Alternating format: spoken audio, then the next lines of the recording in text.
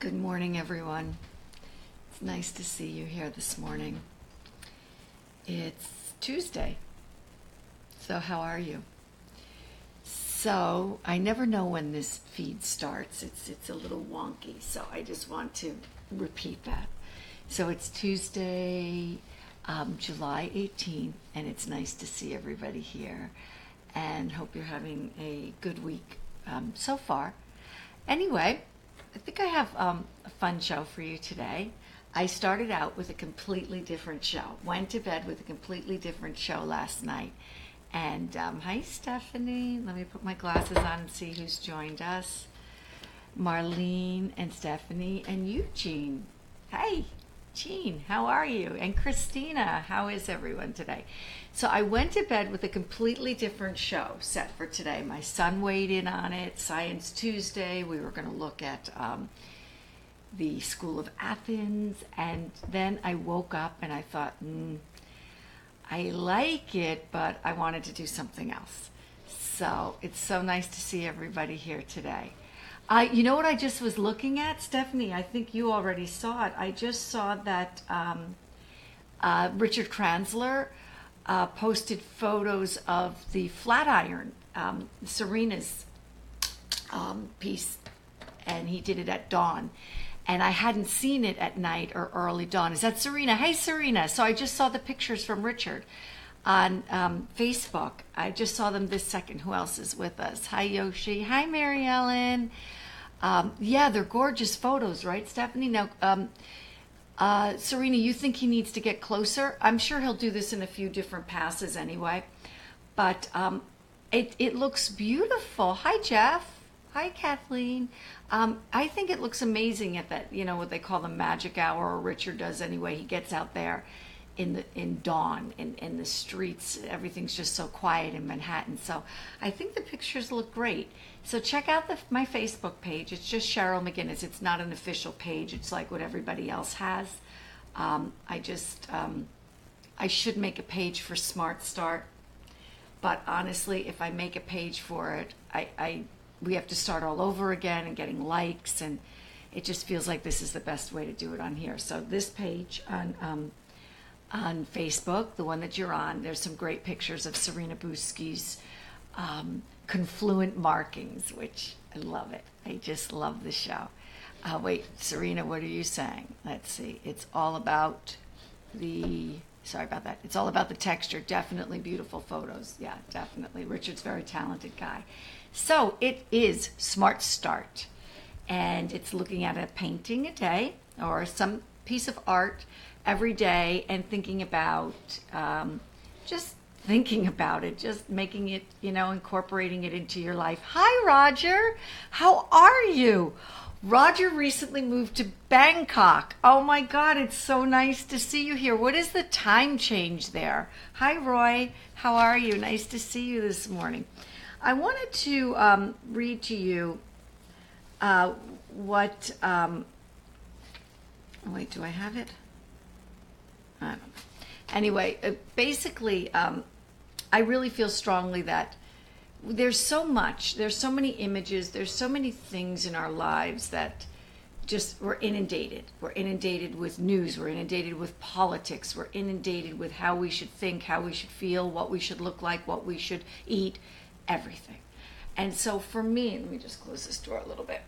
So for me, I always felt most connected and happiest when I am looking at art or when I'm viewing art.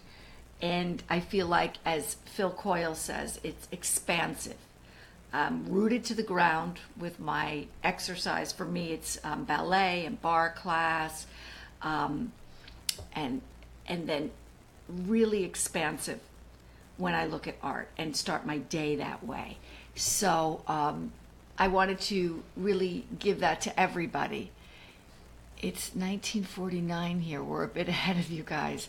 Yeah, that's in military time. That's exactly right. So I wanted to, hi Tom, what I want to do is I wanted to offer that to everybody. Even in my undergraduate program, I knew that I would one day be more of a popularizer of art. I feel like a little bit like Bill Nye the Science Guy. I feel like Cheryl McGinn is the art gal, where we're kind of out there making it accessible to all and popular. Certainly art can be an elitist world, but so that's what this is all about. So for anybody that's new that's joining, so let's start. Look what I have for us today. The Goldfinch.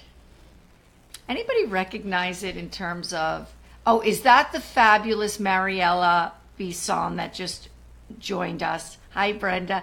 Mariella is one of my great artists, favorite artists. And thank you for joining us, Mariella. And Serena, I really want to hear how the artists weigh in about this work. It's very, very helpful to the viewers and to me to hear what the artists are saying about the work. So this is the Goldfinch, Carl Fabritis. Oil on panel, 13 by 9 inches, 1654, and it's at The Hague, and it was at the Frick in New York City, and you could barely get in to see it. There were lines around the corner, around and around. Does anybody remember why or know why, where they saw this in more popular culture? You need the T-shirt, Mariella. Yeah, it's from the novel The Goldfinch by Donna Tartt. I think her name is, and it was a very popular novel. She won the Pulitzer Prize for it a few years ago. I just love this piece. It's 1654, and I want to tell you a little bit about the piece. But more than me telling you about it, artists, meaning Serena and Mariella, please weigh in here. This is a conversation. And I could talk to you a lot about art history. I could talk to you a lot about my own thoughts as a curator and a dealer and everything else. But this works best when you tell me what you see and what your impressions are of this, because that's what I care about, and that expands my world as well. So let's see what Serena has to say. Oh, so delicate, so true. So Fabritis uses a minimum. I'm going to read a little bit from what the curator at the Frick. Uses a minimum of quick strokes to portray the house pet's downy body. Such expert manipulation of paint to suggest form and texture may have been assimilated from Rembrandt, with whom he studied. Whatever the panel's initial purpose, this panel that you see that the Goldfinch is painted on was repurposed from somewhere else, and they don't know. There were studies done on the panel to suggest that it may have been part of a larger painting at one point. It may have a frame around it. It may have been a piece of furniture. So Fabritis repurposed it and painted the goldfish. So whatever the panel's initial purpose, possibly a component of a bird cage or a cover for an encased painting, the little bird chained to his feed box is a masterpiece of trompe-l'oeil illusionism. Vermeer, like Fabritis, a resident of Delft, was highly influenced by the artist's pristine lighting and composed tranquility. This is very interesting because there's this notion in art history. Yeah, you see the connection, right, to Rembrandt. Yeah, very spatial. Hi, Jeffrey. This artist is the missing link, so to speak, between Rembrandt and Vermeer. I was going to add images of Rembrandt, add images of Vermeer, and let you all see that, but then I don't want this feed to get too art historical. I feel like if we're interested in that, I can post that later and have a later dialogue, a larger dialogue about it on the Facebook page. And you can always message me, but I really want this to be about you taking away an image every day. But I do want to say this about this little piece. This, before he did this work, this was the kind of standard Dutch still life that you got, right? And the Dutch were masters of still life. Doesn't the bird look like the one in Rembrandt's Plump Ladies? It does. And I will post that, Serena. I will definitely post that. But Stephanie, do you remember when we did your show? The show that Stephanie inspired? Well, I was thinking, okay, so here, let me just go back for a second. So here's our traditional still life. Here's Fabritis's piece, which to me suggests a portrait. Do you see that? Does that suggest a portrait to you? And then I was thinking, wait, I saw this bird before. I feel like we've worked on this a little bit. I remember the colors. And then I went back into my notes and I saw Giovanni Daudin and Study for a Flying Sparrow, although the goldfinch and the sparrow are two different birds.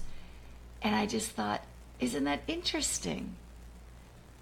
A little bit, I felt like when we covered this piece, that it really felt like, when we did this piece, it really kind of felt to me that this little sparrow was a portrait as well, albeit not looking directly at us like the goldfinch. Here's something interesting about the goldfinch. In the 17th century, goldfinches were popular pets because they could be trained to draw water from a bowl or with a miniature bucket.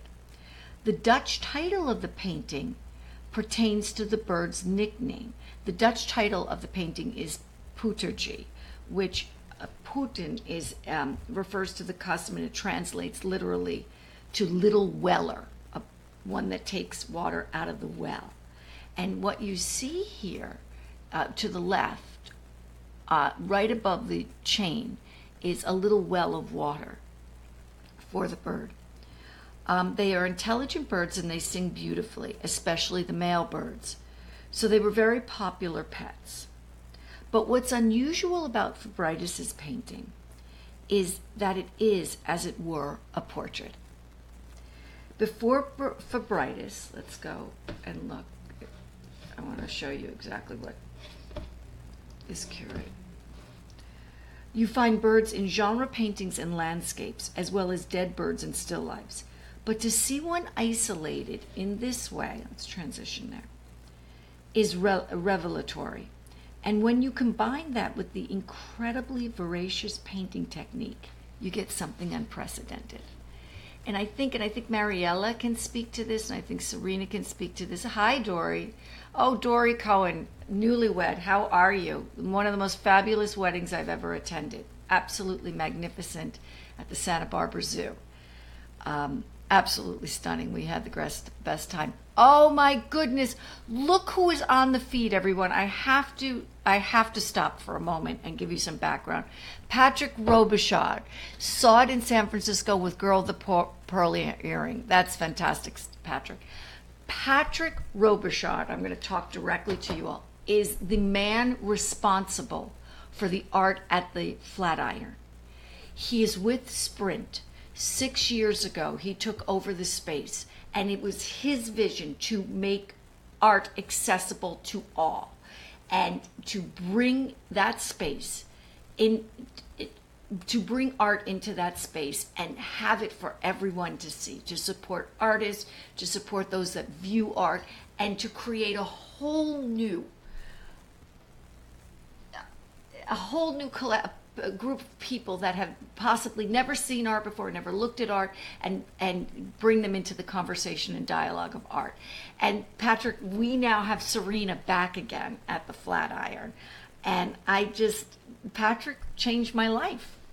We met, and after the first show, we started working together, and I've been curating for 6 years. I still miss you so much, and I'm forever, forever grateful. So it was Patrick's vision. He's an amazing, amazing person. So thank you for joining us here, Patrick.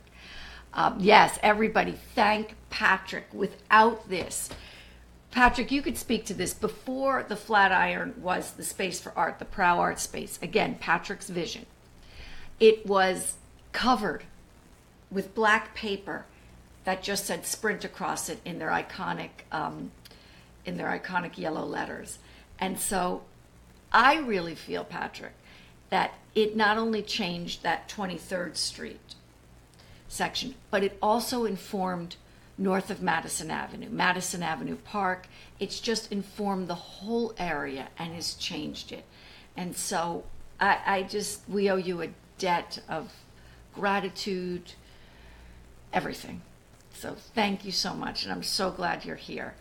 So, Patrick, tell us what it was like to see the goldfinch with the girl with the pearl earring, because that's a really interesting combination. But getting back to this painting is so unique because also he foreshortens the head. Serena, do you want to talk about that, or is Mariella still with us? He foreshortens the head of the bird. And so that's why I kind of put this on, we'll do a little bit of Science Tuesday here, that technique of foreshortening. And he also works so quickly with his brush strokes. There's very minimal drawing and paint to the actual bird. And it may be a little bit difficult to see in this picture. And much greater delineation of paint and drawing to the bird, to the bird box, so to speak, his feeder. And as you see, he's attached to, the little bird is attached, so he can't really go that far. I just think it's an amazing piece. Let me see who else is with us. Hi, Peter, my neighbor, Peter Lentini, who I grew up with. What a great guy. Lovely family. So what do we want to say about this goldfinch as he's looking at us and we're looking at him? And it is a portrait, and it's just so sweet and so beautiful. And having spent so much time recently in nature, I was able to get some pretty photos of hummingbirds moving so quickly, but I was able to capture them. And I just love looking at birds. I love looking at them in art. I love looking at them in nature. But I feel like, especially, let me go to his single. The novel made this a very popular piece that you could barely get into to the Frick to see it. And hi, Stephanie, good morning.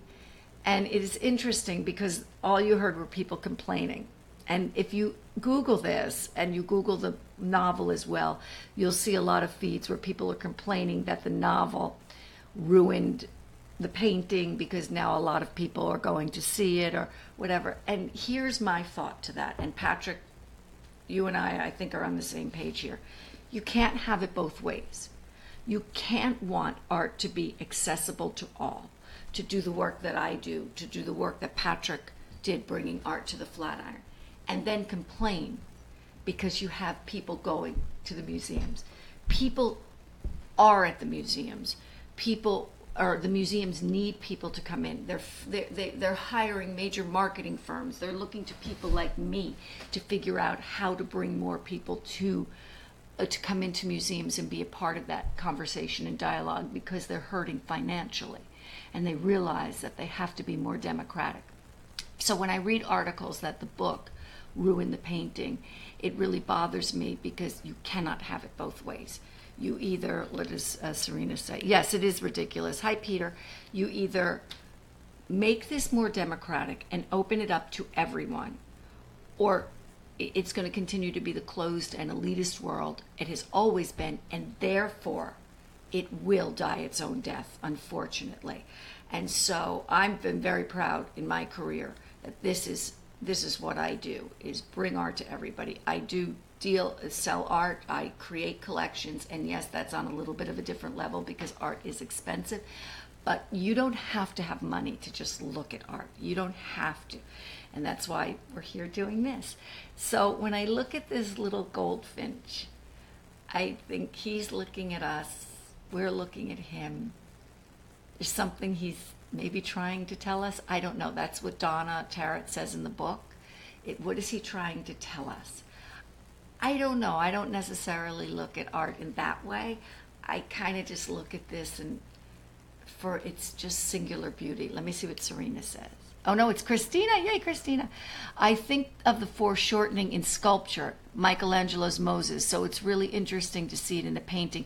Yeah, I completely agree with you, Christina. It is interesting to see it in this painting. I will post that. I will post Michelangelo's painting and another painting, or Michelangelo's sculpture also to go with that. A goldfinch is a wild bird captured, not a domesticated bird.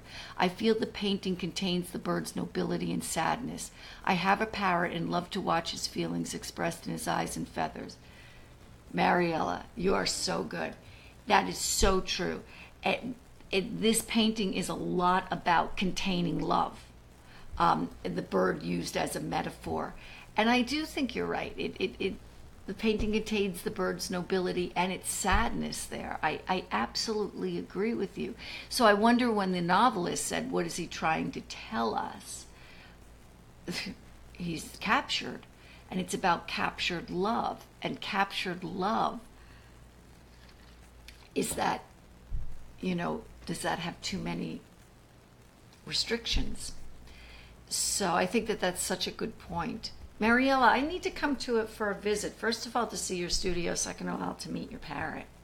And to walk around Woodstock with you. And I want to see how you see the landscape there. I'd really like to do something with that. So I love this little bird. I love the thought of, I hate the thought of him captured, but I love, I don't know, his sweetness and nobility and even his sadness, as Mariella points out. So on this Tuesday, I'll post some pictures about foreshortening for you. I'm actually going to post a diagram for those of us who are not artists. There's a really good diagram about the technique of foreshortening and why that's used. And wait, let me see, Mariella. We'll go bird watching. Oh my God, Mariella, I live with two men that love that. So you have to let me bring them with me, please. Mariella, you totally took me to Chanel's Bird in the Cage campaign with Vanessa Paradis. I love that, Christina. I love these connections to pop culture, to fashion, to everything. Hi, Barbara. So good to see everybody here today. I'll continue to post some images of foreshortening and the images that we mentioned, and looking very much forward to seeing you all tomorrow. I will be on Cheddar on Friday to talk about Serena's amazing show at the Flatiron that I really love, and continue to write in on Facebook. You can text me. I'm reachable. Track me down, and we can continue to talk about this. Have a great Tuesday, everybody. I will see you tomorrow. Thank you so much for joining. Thank you so much.